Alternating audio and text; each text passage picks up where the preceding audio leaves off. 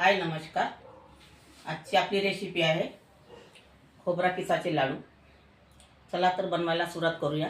चला किचनमध्ये। आता इथे मी हा 3 वाटी खोबरा किस घेतला, या वाटीने म्हणजे 250 ग्राम आहे।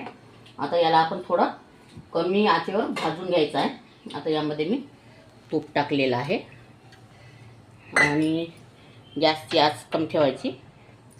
याला छान भाजून घ्यायचं आपल्याला।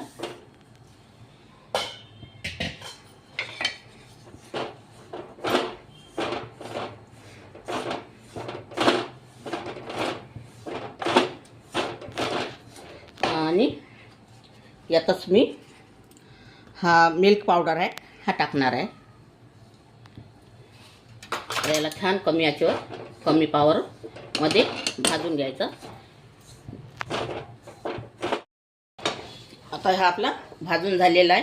आता यामध्ये एवढं दूध टाकत आहे।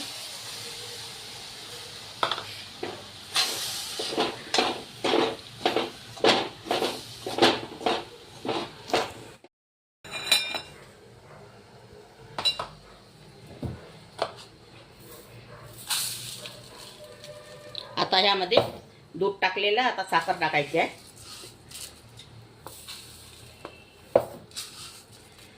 तुम्हाला जास्त गोड लागत असेल तर तुम्ही जास्त टाकू शकता साखर, आणि कमी लागत असेल कमी टाकू शकता। आणि थोडं आणखी वरून तूप, आणि याला छान चिकट येईपर्यंत अजून परत करून घ्यायचं आपल्याला। इथे मी एक बीटचा कलर काढून घेतलेला आहे। फळांचा कलर खूप छान असते आणि घातक नाही, छोट्या मुलांसाठी वगैरे हा कलर यामध्ये टाकलेला आहे। आता याला छान अलस कलस पलटी करून घ्यायचा आहे।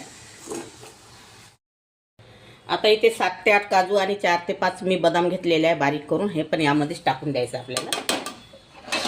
आता छान मिक्स करून घ्यायचं। झालेलंच आहे आपलं आता हे।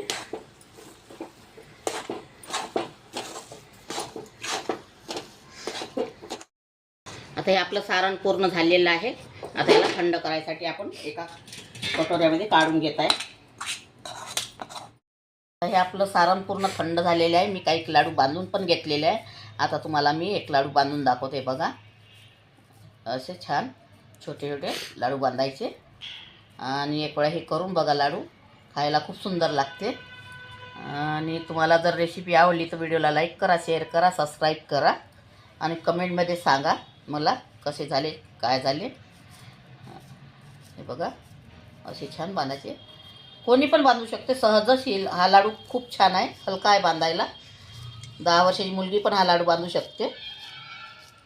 हे बघा, आणि असं खोबरा किसमध्ये कोळून घ्यायचं। हे बघा असे लाडू बांधायचे।